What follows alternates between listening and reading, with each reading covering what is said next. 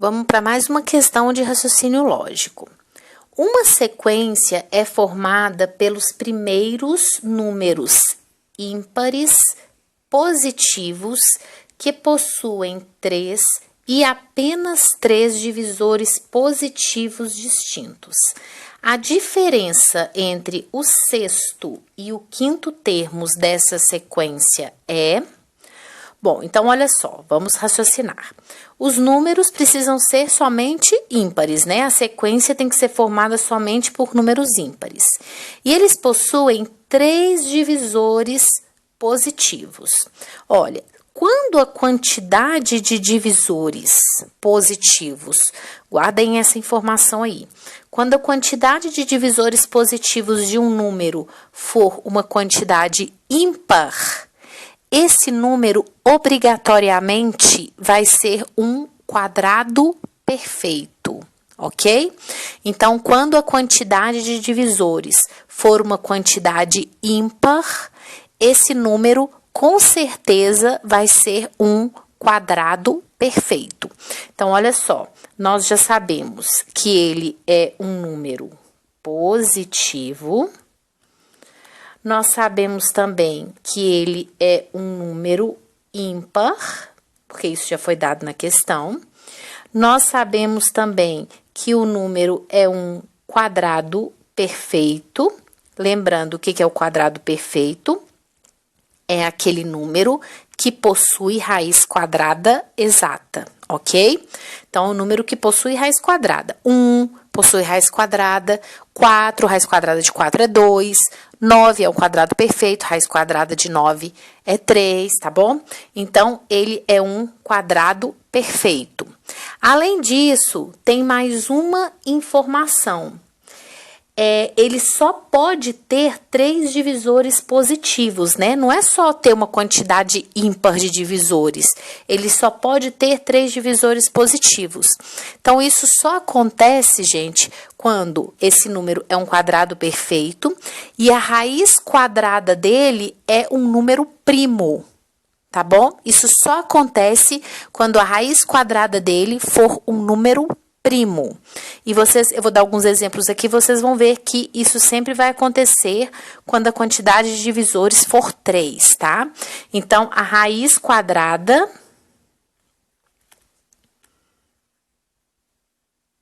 do número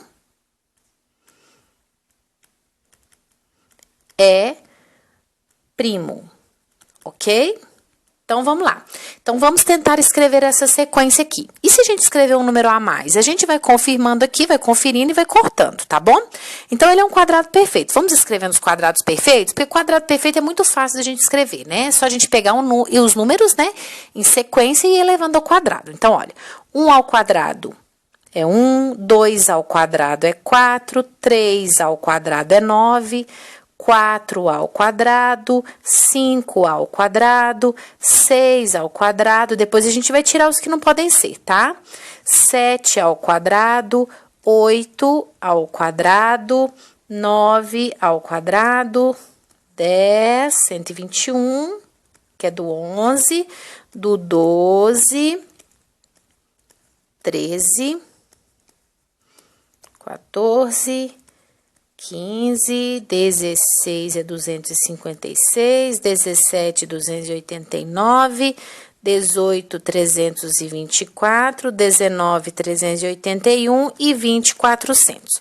Acho que a gente não vai precisar nem até chegar lá no 400, não, mas eu já escrevi aqui para vocês, tá?